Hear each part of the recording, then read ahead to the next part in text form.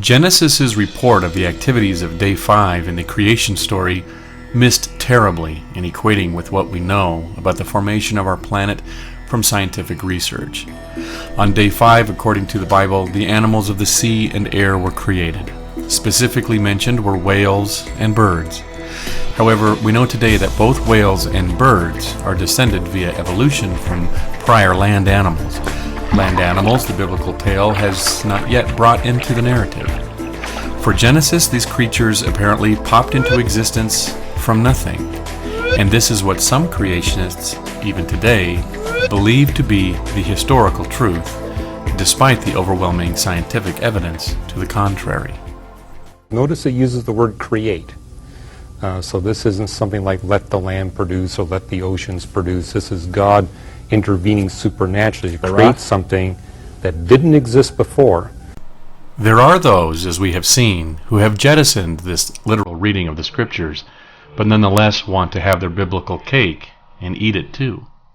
These people want to retain some vestige of the Genesis creation story while acknowledging the truth of scientific discovery.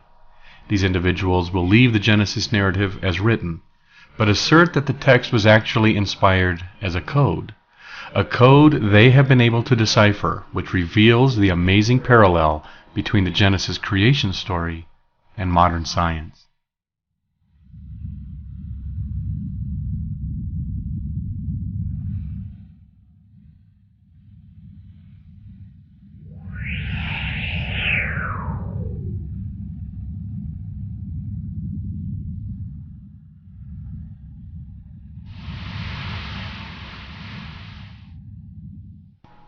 Author Andrew Parker, for example, in his book The Genesis Enigma, believes Day 5 of the biblical creation story actually begins the nearly half-billion-year-long tale of the general evolution of all Earth's life forms following the appearance of the Cambrian trilobites, beginning with sea life, which is why, according to Parker, the Genesis author mentions whales.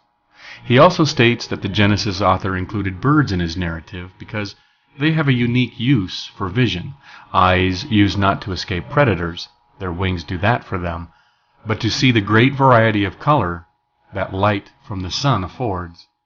The birds, as he writes, serve as a message of the power of light and vision on earth today.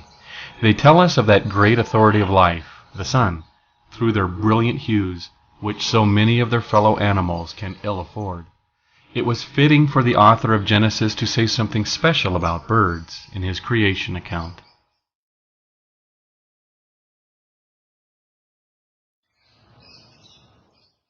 However, Gerald Schroeder, who authored another book decoding the enigmatic text of Genesis titled The Science of God, believes the fifth day of Genesis involved the first multicellular life of the Cambrian, wherein the waters swarmed with animal life, having the basic body plans of all future animals.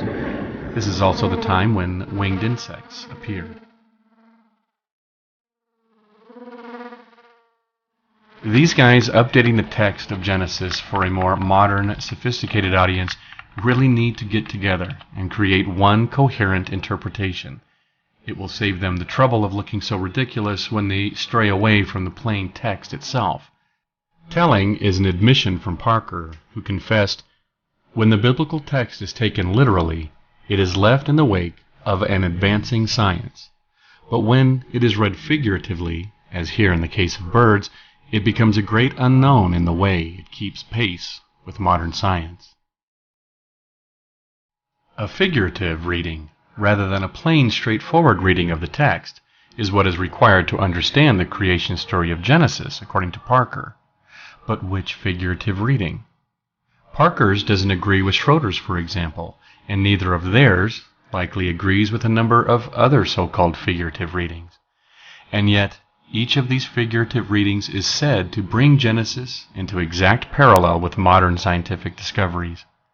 The only reading that completely gets everything wrong is a plain reading of Genesis, the way it was originally inspired to have been written.